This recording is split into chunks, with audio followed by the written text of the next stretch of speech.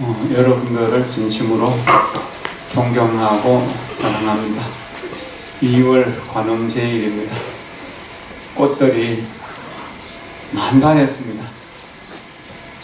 여러분들의 마음속에 무슨 꽃을 피우고 있습니까? 태양 같은 미소로 사랑 담아 말하기. 태양 같은 미소로 사랑 담아 말하기. 태양 같은 미소로 사랑 담아 말하기. 부처님께서 설법하고 계시던 어느 날 법회 시간에 어떤 제자가 부처님께 연꽃 한 송이를 들어 보이셨습니다.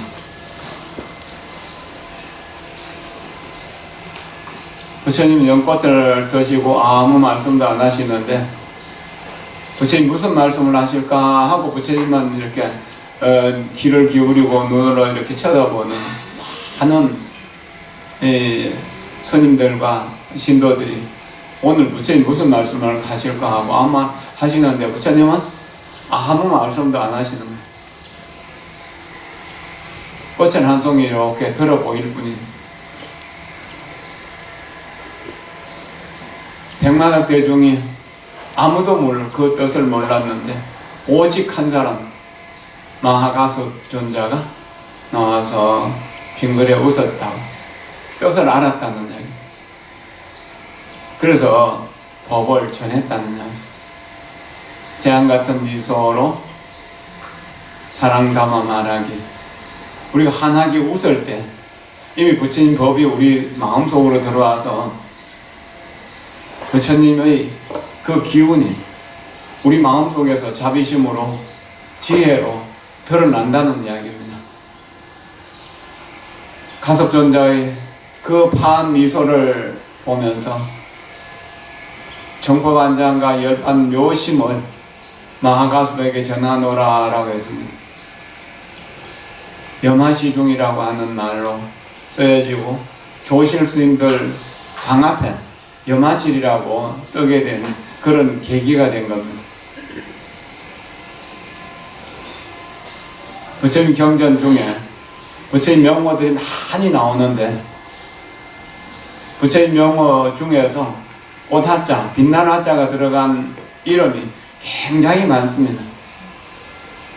여기 앉아 계신 노사님들 이름 중에서도 화자가 많죠.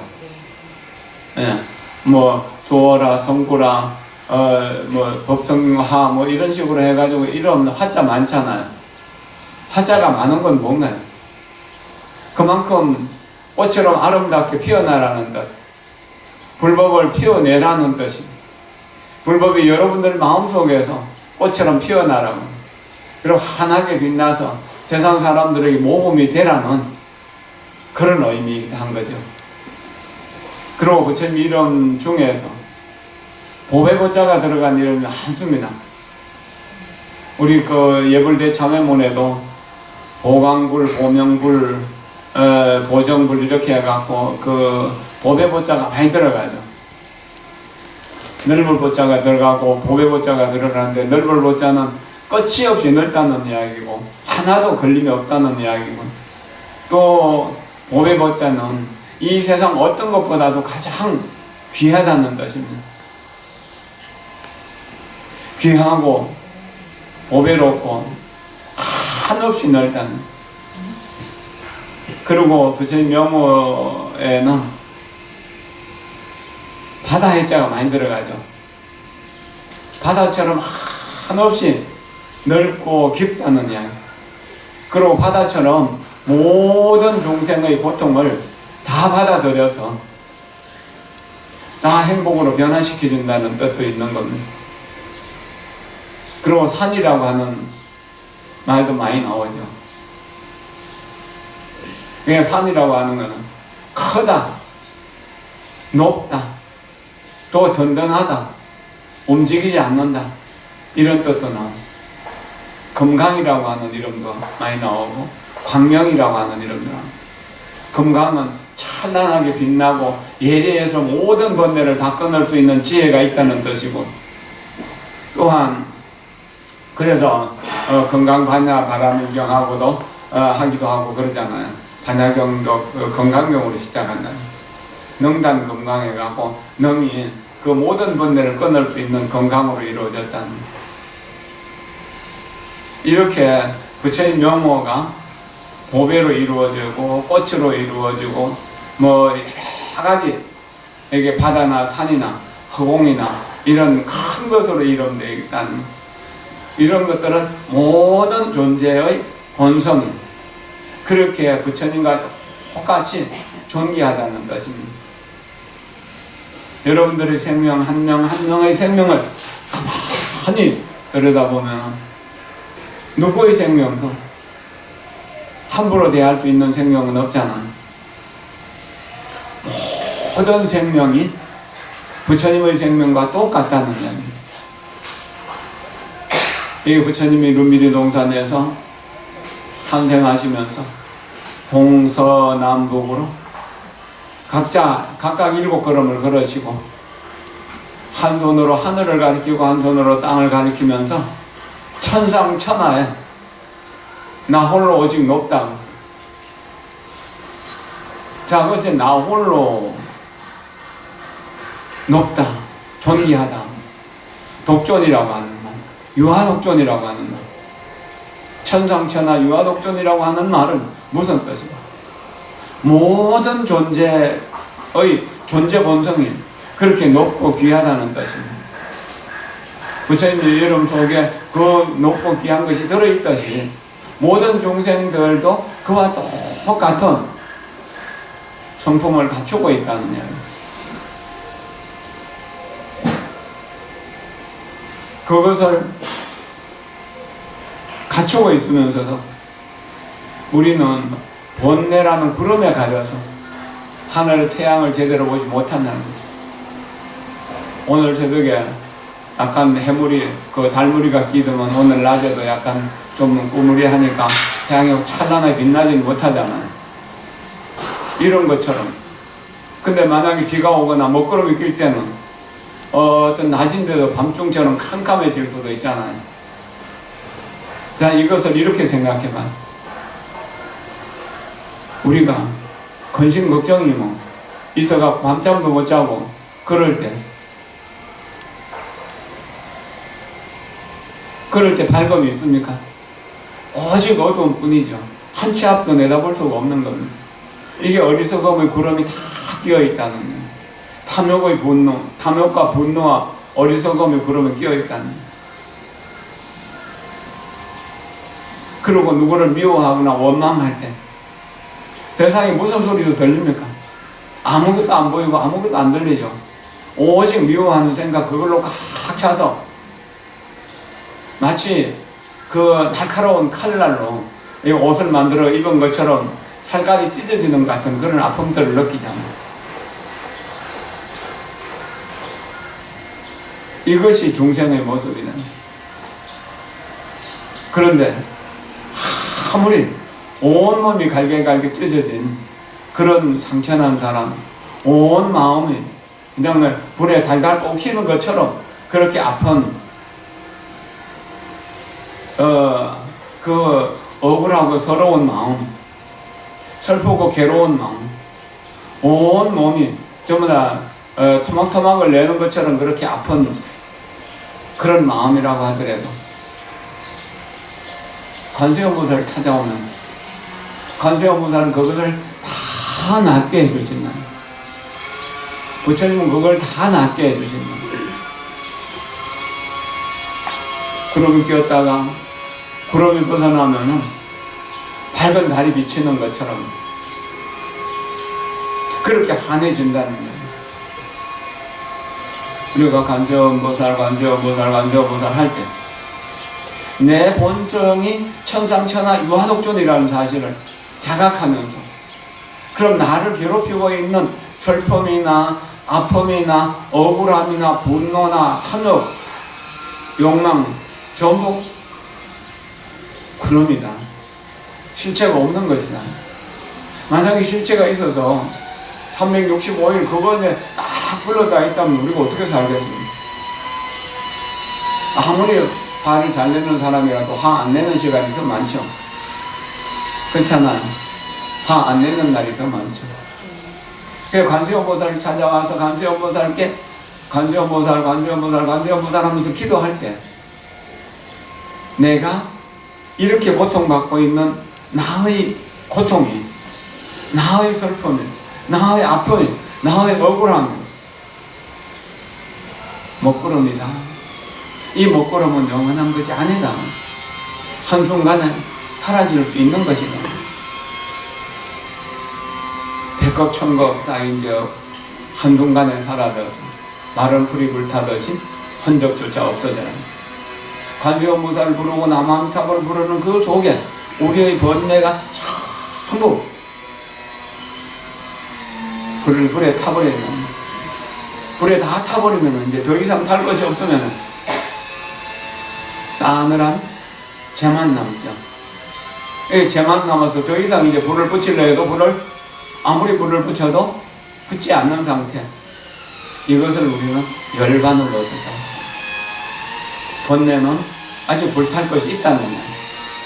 그러면 열반을 얻은 사람은 어떤가? 누가 때려도 그저 빙그레. 누가 상을 줘도 빙그레.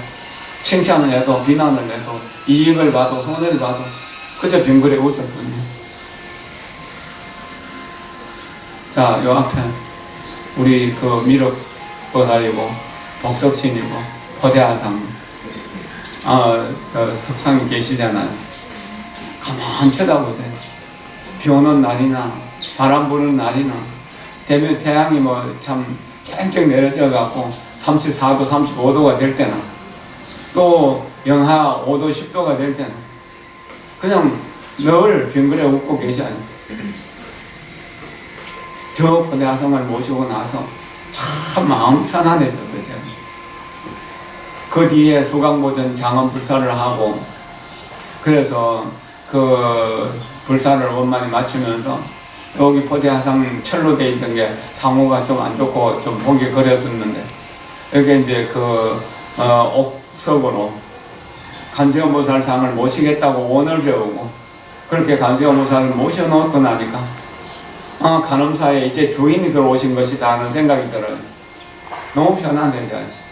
그 관세음보살상을 앞으로 지나가면서 그 관세음보살을 향해서 착한 마음으로 합장하고 절을 하면서 나도 당신처럼 나도 당신과 같이 세상의 모든 고통은 내가 대신 다 받아주겠습니다. 내가 수행해서 얻은 공덕은 하나도 남김없이 일체 중생에게 아낌없이 나눠주겠습니다.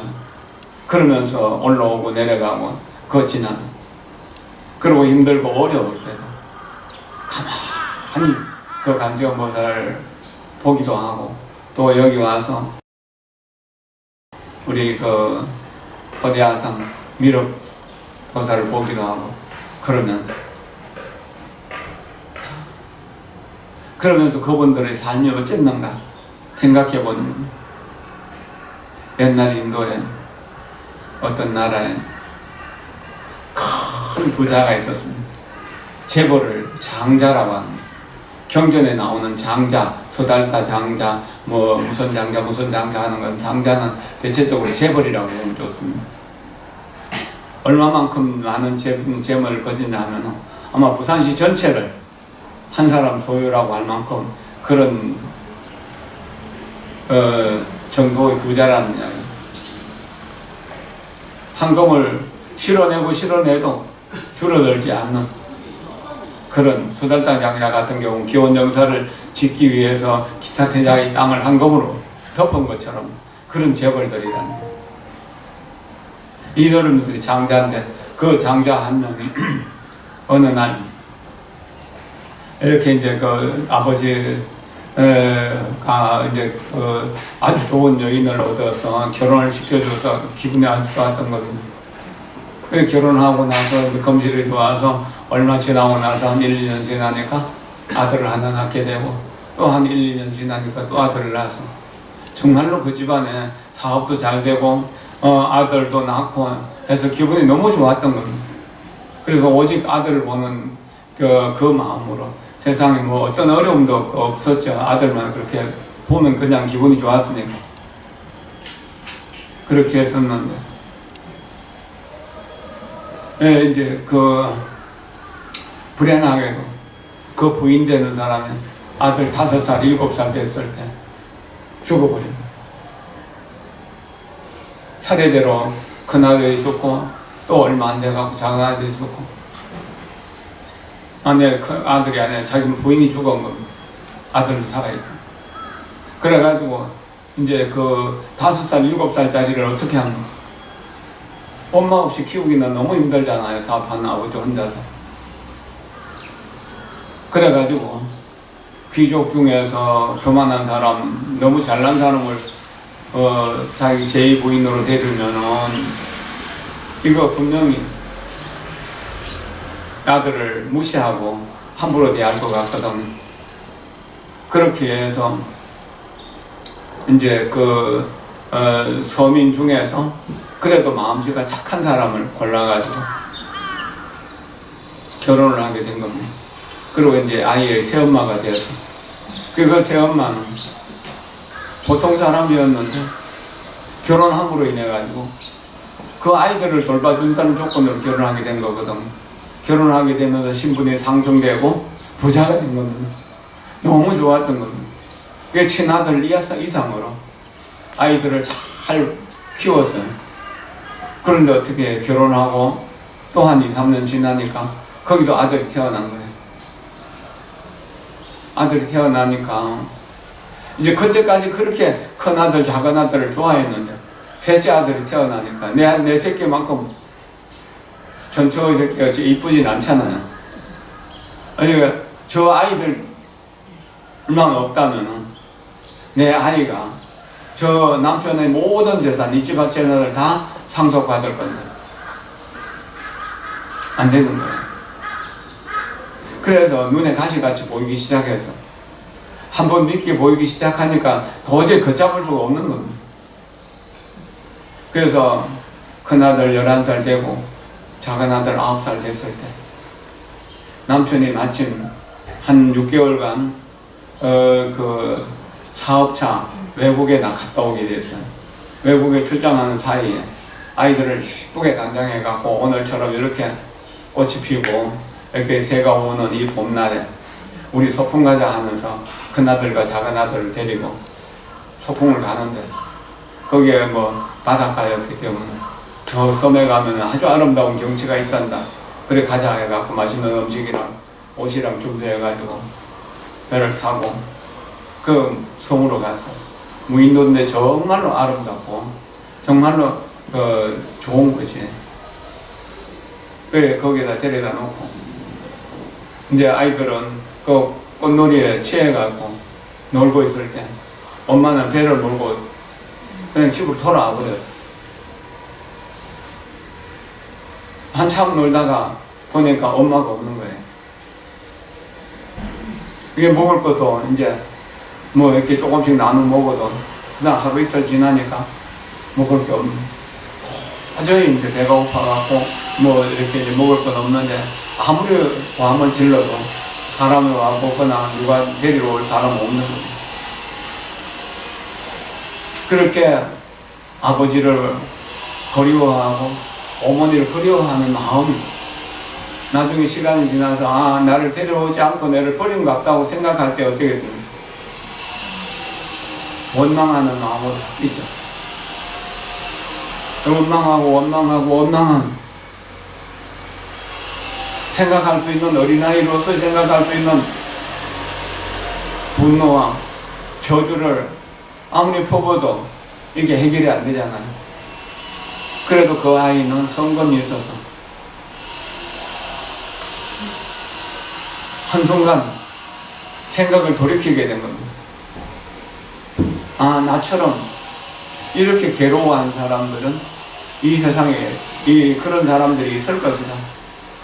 내가 여기서 아버지 어머니를 원망하고 가족들을 원망하는 그 마음을 사랑의 마음으로, 진실한 대비의 마음으로 바꿔야겠다고 생각하고, 내가 세세생전 나처럼 이렇게 억울하게, 불쌍하게, 슬프게, 외롭게 죽어가는 이런 사람을 위해서 그 사람 곁에서 내가 엄마가 되어서 돌봐줘야 되겠다.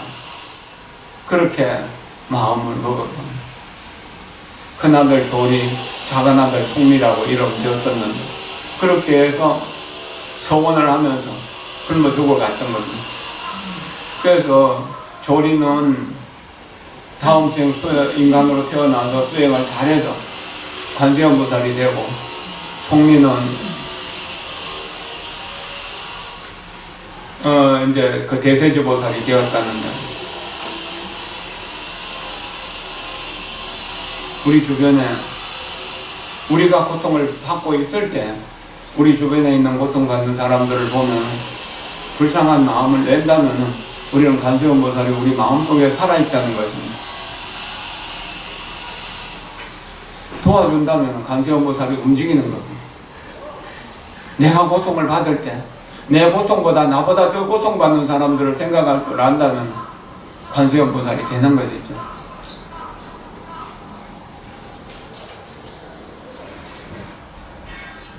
우리는 관세음보살께 기도하면서 관세음보살님, 내 억울함을 풀어주십시오. 내 소원을 들어주십시오. 내 아픔을 해결해 주십시오. 이게 목표가 아니에요. 나도 관세음보살처럼 고통받는 사람들을 도와주는 사람이 되겠습니다. 이게 목표가 돼야 돼요. 그런데 뭐 거의 대부분의 신도들은 내 소원 좀 들어주십시오. 내 욕심 좀 채워주십시오. 그 이야기죠, 결국. 그렇게 해서 100일 기도를 하거나 또는 7일 기도를 하거나 37일 기도를 하거나 이렇게 열심히 해서 그 기도 영험이 있었는지 카피가 있었는지 소원이 이루어지고 나면 부처님 안녕하고 끝내버려요. 화장실 갈 때 마음하고 갔다 나올 때 마음이 다르다고요. 만약 부처님 입장이라면 어쩔까요? 소원 다 들어주면 아무도 찾아오는 사람이 없을 거잖아. 부처님이 너무 심심하고 따분할 거 아닌가요?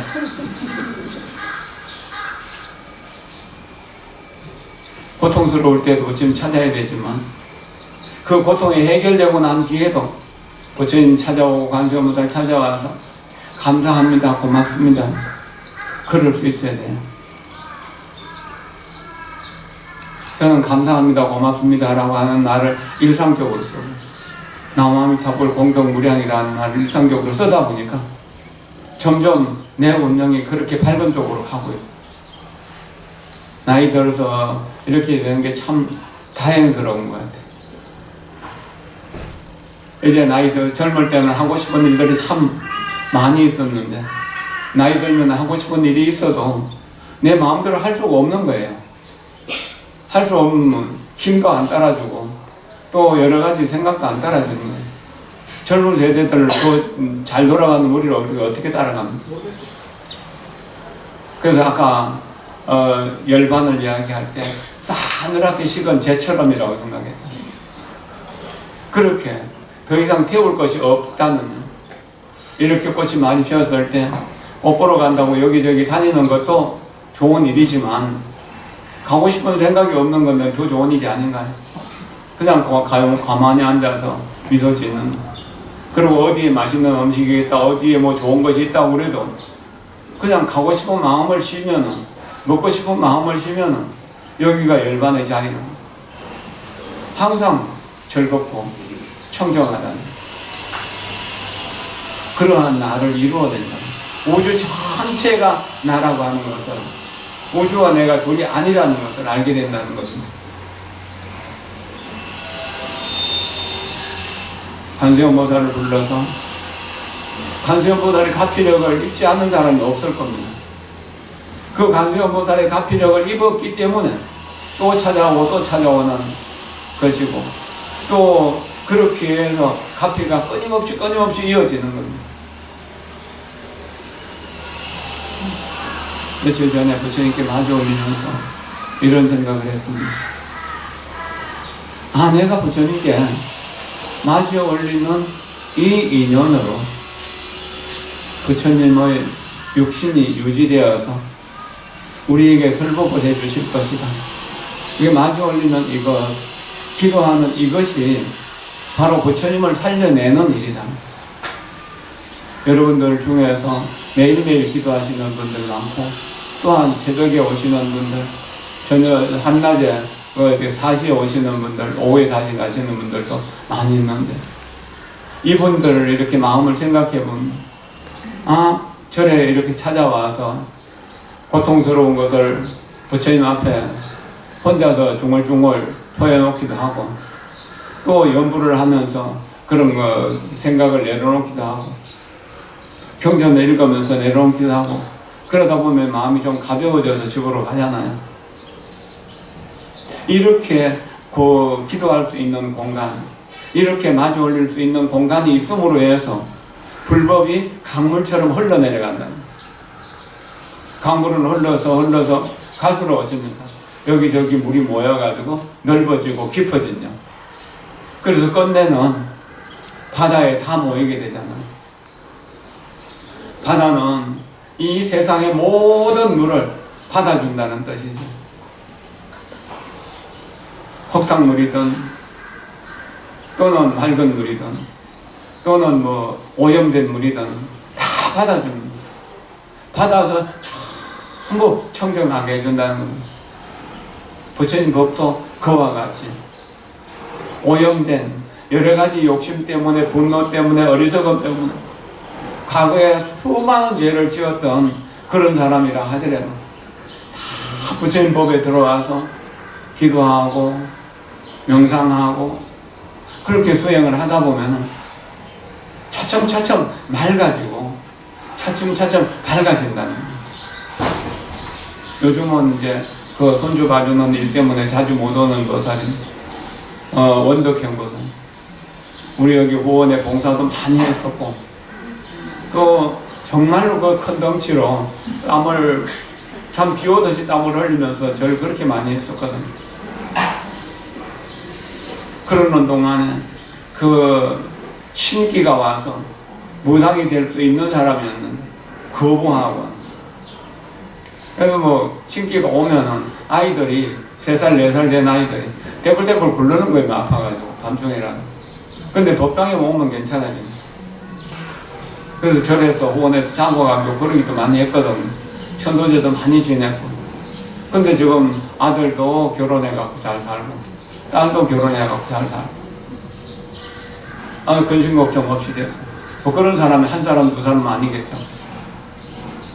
땀을 많이 흘리면서 그렇게 절을 하고, 정말 가족들하고 함께 사는 게 너무 힘들어가지고, 어떤 때는 수도원 기도처에 가서 거기 또 얼마 동안 있다 오기도 하고 그랬었거든. 이제 마음속에 미움이 다 없어지게 되고, 마음속에 어려움이 없어지니까, 업이 녹으니까 자연스럽게 맑아질 수 있다는 겁니다.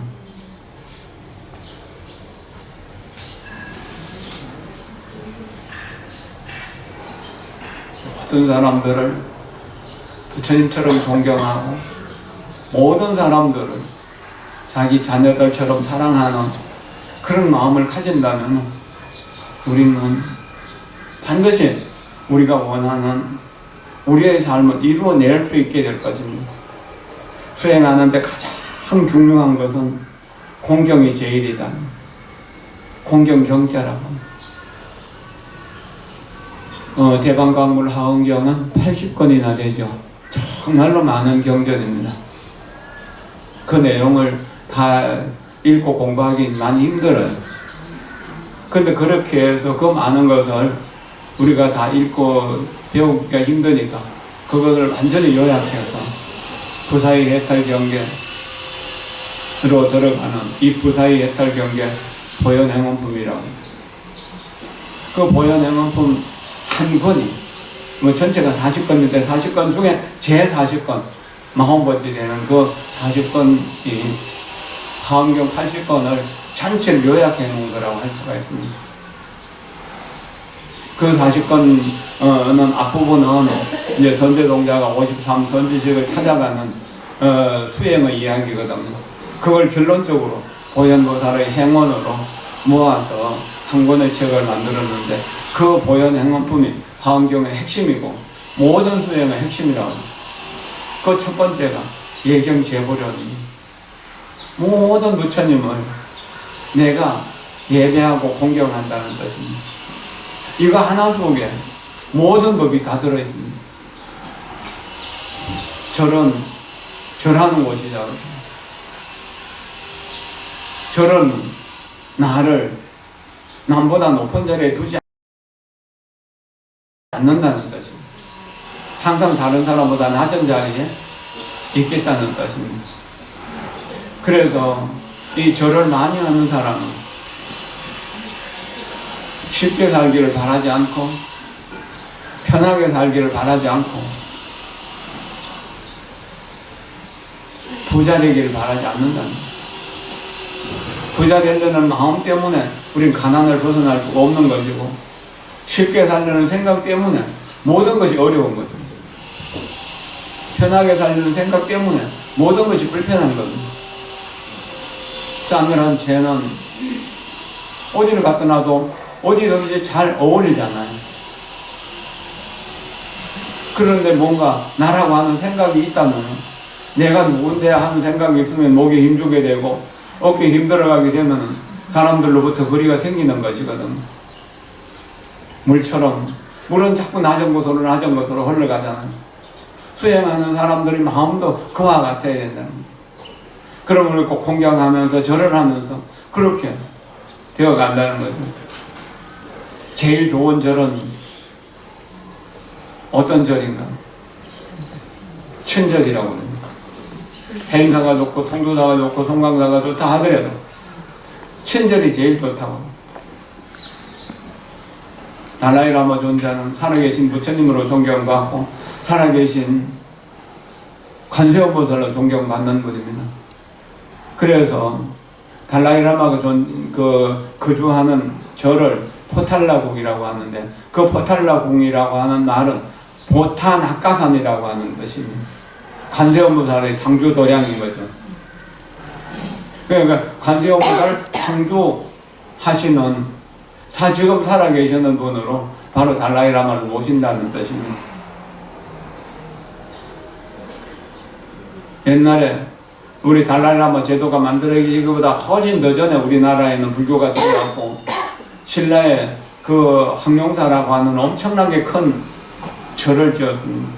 지금 경주 본사 앞에 보면 엄청 넓은 그 부지가 있죠. 항룡사 터라고 그러죠. 거기에 검당이 있고 그 검당 부처님이 엄청 장엄하게 되어 있는데 그 검당 앞에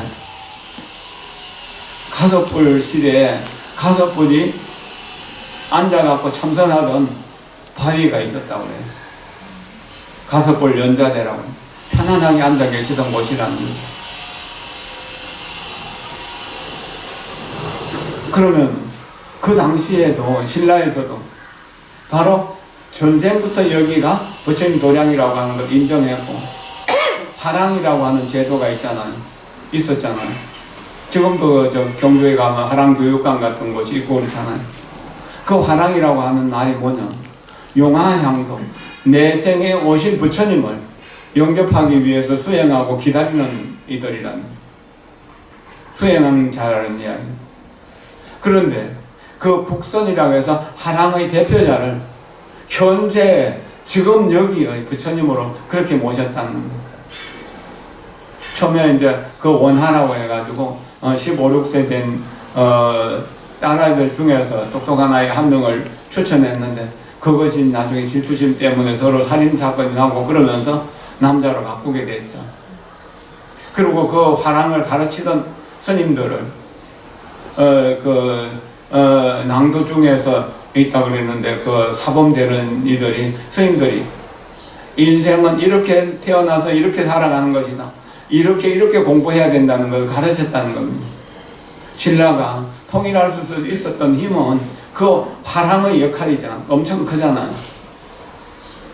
이게 부처님을 현재 부처님으로 모셨다는 뜻입니다. 이것을 우리는 중요하게 여겨야 됩니다.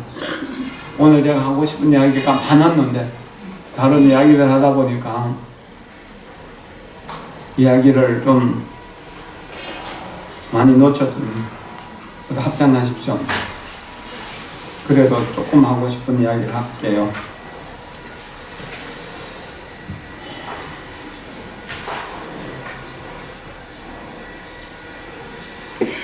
보살계는 이월같이 안이 밝혀진 주처럼 빛이 난다. 티커수 보살들이 개로 정각을 이루시고 노산악을 외우신 게 나도 또한 외우노니 새로 배우는 보살들은 머리 위에 받아 전혀 널리 중생들에게 전하라. 내가 외우노니 법은 불법중의 율장으로 바라지 목착에 뻔니니 대중들은 듣고 믿으라. 그대들은 이 다음 부처 나는 벌써 이룬 부처 이와 같이 믿는다면 걔는 이미 부족한 건 마음 가진 모든 중생 다 부처님 계법 속에 들었으며 부처님 계법을 받은 중생 부처의 자리에 드나니 자리가 대각과 다름이 없어 진실한 불자라네. 대중들은 지극히 다같이 공경하는 마음으로 지극한 마음으로 계법을 들을지니라. 나무 아미타불. 제가 제 이야기를 조금 하겠습니다. 어릴 때 부처님 법을 만나서 출가하게 되었습니다. 19살에 출가해가지고 여기저기서 행자생활 하다가 20살 때 해인사에서 사미계를 받고 거기서 강원 생활하다가 또 군대 오라고 해갖고 군대 갔다 와서 다시 강원에 가니까 저하고 같이 공부하던 사람들이 한참 선배가 되어 있더라고요. 그게 늦다고 생각해서 그때 공부를 좀 했었습니다. 그리고 강원 이제 그 무렵에 그 유런이라고 하는 곳이 또 공부하는 기관이 만들어져 대학원 같은 거죠. 그래서 강원 졸업하면서 유런에 3기로 들어가서 1년 동안 일타스님 모시고 계율을 공부하게 됐었습니다. 그 뒤로 이제 계율에 대한 여러 가지 그 의식을 할 때 심부름꾼으로 다니고 또 송강사에 보살계 할 때 이렇게 이제 그 일례도 하고 윤화도 하고 그러면서 하다가 그 유런장이 되고 그러고 나서는 교수사도 하고 갈마사도 하고 그러다가 작년부터는 이제 송강사 보살계에 전계사로 이렇게 초대를 받게 되었습니다. 전에 우리 스님 계실 때는 당장스님이 하시던 것을 당장스님 계율은 따로 전하는 것이 좋겠다고 해가지고 그렇게 했었고 그 또 해인사나 통도사도 그 사중에 전계사 스님이 따로 계셔가지고 지금 통도사는 율주 스님, 그 덕문 스님이 전계사가 되고 그 전에는 해남 스님이 전계사였죠. 해인사는 그 일타 스님이 전계사 하시다가 종진 스님 전계사로 계시다가 돌아가시고 지금은 이제 종단 전계사인 무간 스님이 하고 계시거든요. 그 송강사에서는 이제 당장 스님만 전계사가 되었던 것이 저로부터 해서 이제 그 전계사가 따로 윤수는 전계사가 겸하는 것이다라고 그렇게 하게 됐습니다. 그것도 못하겠다고 이제 다 사양하고 작년부터 이렇게 이제 그 종단 소임이나 이렇게 본사 소임을 놨는데 본사에서 소임을 완전히 놔주질 않아가지고 이름만 걸치고 있습니다. 근데 요번에는 이제 그 전계사로 또 이제 3월 불사 때 이제 초대돼서 가게 되었습니다. 그리고 작년에 우리가 새 생명을 얻은 보일스님, 췌장과 신장을 이식수술 받은 보일스님도 이번에 또 이제 그 존정사로 그 초대받게 되고 우리 스님께 전계를 받았던 그 수진 스님, 요 옆에 있는 해임정사 수진 스님이 갈마사리가 되고 또 지금 송강사 유런장 대경 스님이 교수아사리가 됩니다. 그리고 진옥 스님, 원통 스님도 또한 에게 이제 존정사가 되고 이렇게 해서 우리 스님께 그 전계를 받은 분들이 대부분 3사와 7정 7분의 존정사에 초대되는데 작년에도 버스 2대로 해가지고 갔다 왔는데 금년에도 갔다 왔으면 싶습니다. 양력으로는 5월 5일이고 음력으로는 3월 27일입니다. 26, 27, 4일, 5일 이틀간 하는데 이틀간 가서 자고 하는 거는 너무 힘들기 때문에 옛날에는 수천 명씩 모여가지고 이렇게 이제 그 보살기를 받고 했는데 지금은 교통편이 좋아서 당일도 갈 수 있으니까 5월 5일 아침에 여기 6시 정각에 낙동초등학교 출발해가지고 그렇게 오면은 송강사에서 9시쯤 그 수계식을 하도록 제가 일정을 그렇게 짜고 있거든요. 예, 그러니까 그때 좀 도착하셔갖고 수계식은 참석하실 수 있을 것입니다. 미리 접수하시면은 개척 준비는 송강사에서 다 하게 될 거고요.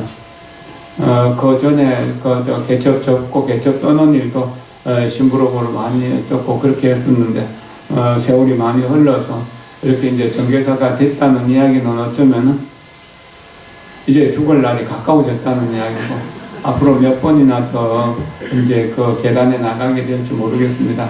저 개인적인 생각으로는 그냥 요번으로 마치고 싶은데 송강사에서 놔둘지 모르겠습니다.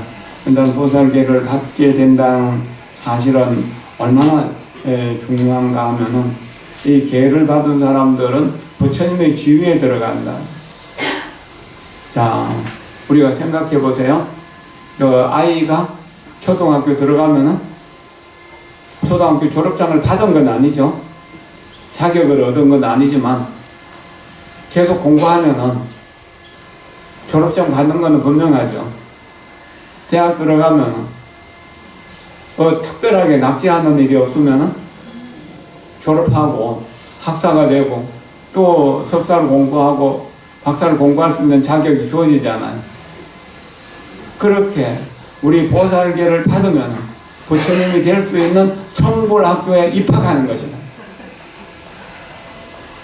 그러면 게으름 부리면은 좀 오래 걸릴 거고요. 학사 일정은. 게으름을 부리지 않는다면은 빨리 받게 되겠죠. 여러분들이 저는 뭐 여기 와가지고 보살계를 여러 번 이렇게 초기에는 설했었고 제가 송강사의 소임을 보면서는 송강사에서 보살계 하기 때문에 여기서 보살계를 잘 안 했는데요. 여러분들이 요번에 보살계를 받는다면 분명 큰 이익이 있을 것입니다. 모든 서민이 보살계에 의해서 태어나게 되고 모든 선법이 보살계로 인해서 자라나게 된다는 겁니다. 믿음이라는 건가? 여러분 모두가 우리 모두가 부처님이 될 수 있는 씨앗이라는 사실을 믿는 것입니다. 그렇게 생각하고 요번에 보살계 모두 다 접수해서 그렇게 가시도록 합시다. 보살계 수계비는 제가 대신 내고 여러분 차비만 내면 됐거든요. 제가 그렇게 했어요. 정말 그 영명연수술사 같은 분은 매일 보살계를 설해서 영가에게도 보살계를 설하고 또 산 사람에게도 보살계를 설하고 보살들에게도 보살계 짐승들에게도 발 보리심하라고 하면서 보살계를 설하고 그러셨거든요. 우리가 마음 먹고 공부한다면 반드시 지금처럼 눈물과 한숨으로 부처님께 하소연 하는 불자가 아니라 그런 불자들을 도와줄 수 있는 그런 훌륭한 사람이 될 수 있다는 사실을 자각하고 그렇게 하도록 합시다. 오늘은 특별한 제가 없기 때문에 영단을 조금 간단하게 제사를 모시도록 그렇게 하겠습니다. 여러분 모두를 진심으로 존경하면서 여러분들의 고통은 내가 대신 받고 저의 수행 공덕은 여러분들에게 아낌없이 다 나누어 드리겠습니다. 여러분 모두가 언제나 평화롭고 행복하기를 기원합니다. 고맙습니다. 감사합니다.